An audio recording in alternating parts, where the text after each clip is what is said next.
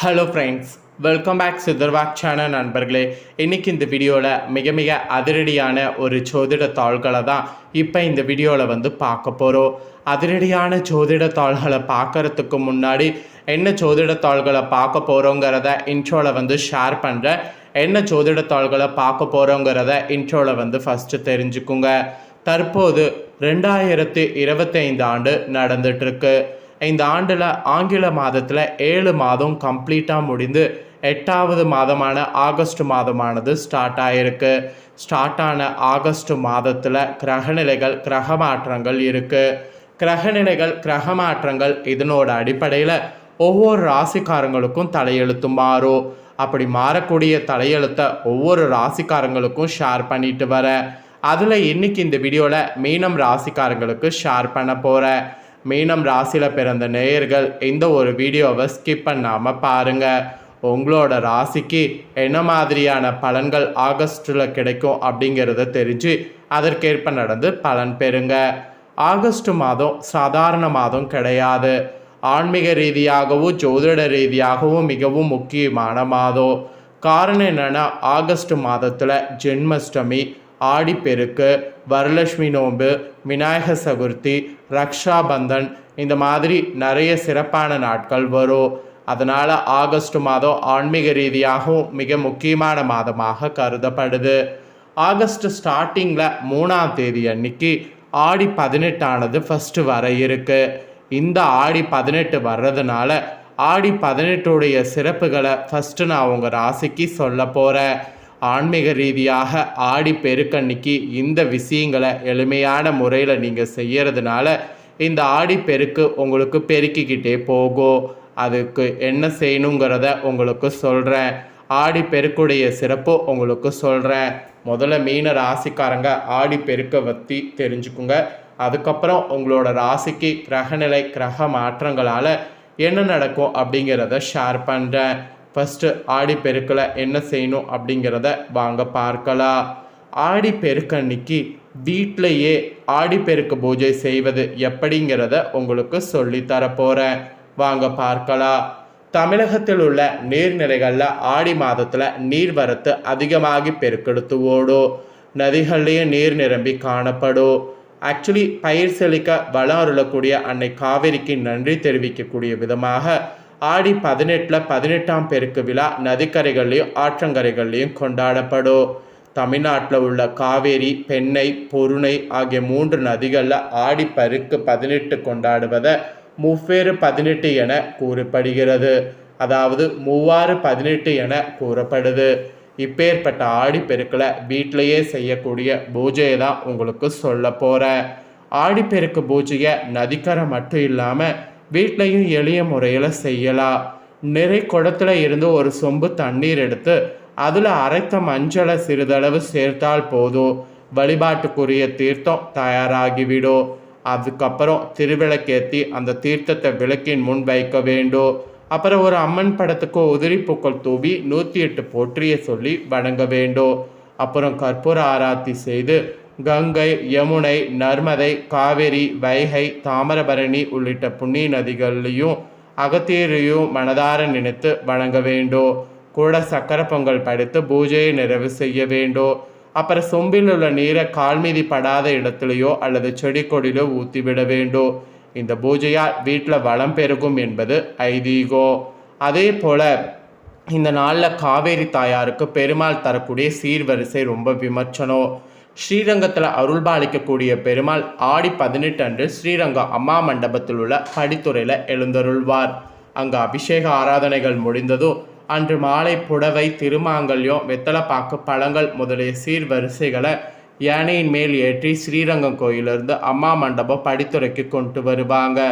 பெருமாள் முன் அந்த சீர்வரிசைகள் வைத்து ஆராதனைகள் செய்த பின் அவற்றை காவேரிக்கு சமர்ப்பிப்பாங்க. காவேரிக்கு பெருமாள் சீர்வரிசை அளிக்கக்கூடிய இக்காட்சியை கண்டால் கோடி புண்ணியம் கிடைக்கும் என்பது ஐதீகம். இதே போல காவேரியில் ராமன் நீராடினதும் சிறப்பு. ராமபிரான் அசுரர்களை வதம் செய்த பாவம் நீங்க வசிஷ்ட முனிவரிடம் வழி கேட்டார்.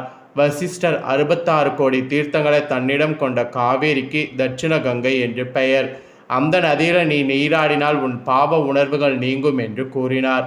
அதன்படி ராமச்சந்திரன் காவேரியில் நீராடினால் ஆடிப்பெருக்கு என்று ஒரு புராணங்களில் கூறப்படுது.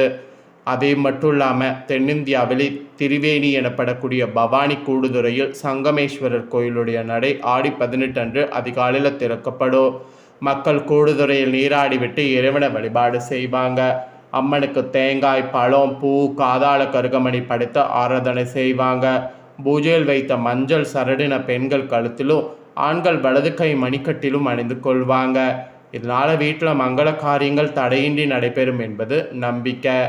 ஆக்சுவலி தாட்சானிய புண்ணியகாலம் என்று சூரியனுடைய தென் திசை பயணத்தை குறிப்பிடுவாங்க. இதில் முதல் மாதமாக ஆடியில் விவசாயிகள் உழவு பணிகளை துவங்குவாங்க. ஆடிப்பட்டம் தேடி விதை என்று சொல்வதுண்டு. நாடு செழிக்க தேவையான நீரை போற்றி பாதுகாக்க வேண்டும் என்ற நோக்கத்தில் நதியை தெய்வமாக போற்றி வழிபட்டார்கள் நம்ம முன்னோர்கள். அதற்குரிய வழிபாட்டு நாளாக ஆடி 18ஆம் நாள் தேர்ந்தெடுக்கப்பட்டது. ஆடிப்பெருக்கு விழா கொண்டாடப்பட்டது. இந்த விழா இப்போதும் காவேரிக்கரை மாவட்டங்களில் சிறப்பாக நடக்குது. இந்நாளில் தொடங்கக்கூடிய செயல்கள் இனிதே நிறைவேறும் என்பது ஐதீகம். ஆடி 18 காவேரியில் நீராடி காவேரி எண்ணெய் வழிபட்டு மஞ்சள், குங்குமம், மலர், வஸ்திரம் சமர்ப்பிக்கணும். புதுமண தம்பதிகள் புது மஞ்சள் கயிறை மாற்றிக்கொள்ளும். ஆடிப்பெருக்கன்று வீட்டில் கொடி வகைகளான அவரை, பீர்க்கு, புடலை போன்ற பயிர்க்குழி போடுவது நல்லது. நகை பொருட்கள் வாங்குவதும் நல்லது.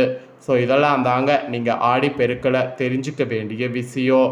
இப்போ உங்களோட ராசி நட்சத்திரத்துக்கு இந்த ஆகஸ்டில் என்ன பலன் கிடைக்குங்கிறத சொல்ல போகிறேன். ஃபஸ்ட்டு மீன ராசிக்காரங்க உங்களுக்கு என்ன மாதிரி கிரகநிலை அமைஞ்சிருக்குங்கிறத தெரிஞ்சுக்குங்க. மீனராசி புரட்டாதி 4ஆம் பாதம் உத்திராடதி ரேவதி நட்சத்திரத்தில் பிறந்தவங்களுக்கு இந்த கணிப்பு கரெக்டாக இருக்கும். ஸோ இந்த நட்சத்திரத்தில் பிறந்தவங்க ஸ்கிப் பண்ணாமல் பாருங்கள். ஃபஸ்ட்டு கிரகநிலை என்ன மாதிரி அமைஞ்சிருக்குங்கிறத சொல்கிறேன், தெரிஞ்சுக்குங்க.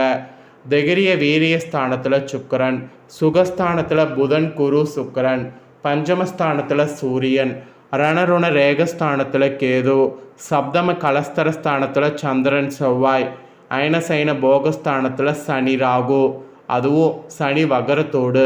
இந்த மாதிரி கிரகநிலைகள் உங்களுக்கு அமைந்திருக்கு. அப்புறம் இந்த மாதம் கிரக மாற்றங்களும் இருக்குது. ஃபஸ்ட்டு ஆகஸ்ட் 3 அன்னைக்கு சுகஸ்தானத்திலேருந்து புதன் பஞ்சமஸ்தானத்துக்கு மாறுறாரு. அப்புறம் ஆகஸ்டுடைய 17 அன்னைக்கு பஞ்சமஸ்தானத்திலேருந்து சூரியன் ரணருண ரேகஸ்தானத்துக்கு மாறுறாரு. அப்புறம் ஆகஸ்ட் 21 அன்னைக்கு சுக்கிரன் சுகஸ்தானத்திலேருந்து பஞ்சமஸ்தானத்துக்கு மாறுறாரு. அப்புறம் ஆகஸ்ட் 25 அன்னைக்கு பஞ்சமஸ்தானத்திலேருந்து புதன் ரணருண ரேகஸ்தானத்துக்கு மாறுறாரு. இந்த மாதிரி கிரக மாற்றங்களும் இருக்குது. கிரக மாற்றங்கள் கிரகநிலைகள் அமைப்பில் உங்களுக்கான பலன்கள் இதுதான். இந்த மாதம் உடல் உபதைகள் அகலோ, எல்லாவற்றிலும் இருந்து வந்த மனக்கவலை நீங்கோ. வாகனத்தில் செல்லும்போது எச்சரிக்கை தேவை. தாயின் உடல்நிலையில் கவனம் அவசியம். திட்டமிட்டபடி காரியங்களை செய்ய முடியாமல் தடங்கல்கள் ஏற்படலாம். எனவே எந்த ஒரு வேலையை செய்வதாக இருந்தாலும் தகுந்த முன்னேற்பாடுகள் தேவை. தொழில் வியாபாரத்தில் லாபம் அதிகரிக்க செய்யும். பணவரவு இருக்கும், பாக்கிகள் வசூலாகும். உத்தியோகத்தில் இருப்பவங்க கூடுதலாக உழைக்க வேண்டியது இருக்குது. உழைப்புக்கேற்ற பலன் தாமதமாக கிடைக்கும். குடும்பத்தில் இதமான சூழ்நிலை காணப்படும். உறவினர்களுடைய வருகை இருக்கும். கணவன் மனைவிக்கிடையே ஒருவருக்கொருவர் விட்டு கொடுத்து செல்வது நல்லது. பெண்களுக்கு திடீர் செலவு உண்டாகும். அரசியல்வாதிகளுக்கு செல்வாக்கு உயரும்.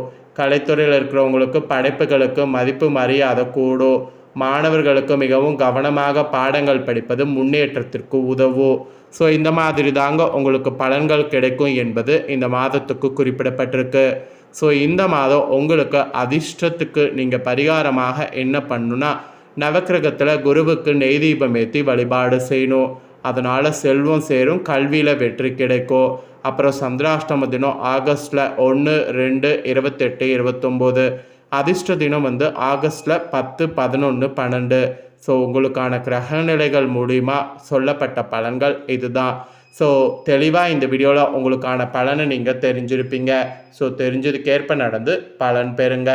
நீங்கள் இதை பார்த்து பலனடைகிறது போல் உங்கள் ஃப்ரெண்ட்ஸ் ஃபேமிலியில் இருக்கிறவங்களும் பார்த்து பலனடையணும் அப்படின்னு நினச்சிங்கன்னா வீடியோ லைக் பண்ணி உங்கள் ஃப்ரெண்ட்ஸ் ஃபேமிலிக்கு ஷேர் பண்ணுங்கள். உங்கள் ஃப்ரெண்ட்ஸ் ஃபேமிலியில் இருக்கிறவங்களும் மீன ராசிக்காரங்களாக இருந்தாங்கன்னா ஆடி பெருக்க பற்றியோ, ஆடி பெருக்குக்கு பிறகு ஆகஸ்டில் கிரகநிலைகளால் என்ன நடக்குங்கிறத பற்றி இந்த வீடியோவில் தெரிஞ்சு இதற்கேற்ப நடந்து பலனடையிட்டோம். இதே போல் புதிய தகவல்களை தெரிந்து கொள்ள கண்டிப்பாக சேனலை சப்ஸ்கிரைப் பண்ணி பெல் பண்ண ப்ரெஸ் பண்ணி சப்போர்ட் பண்ணுங்கள். நன்றி.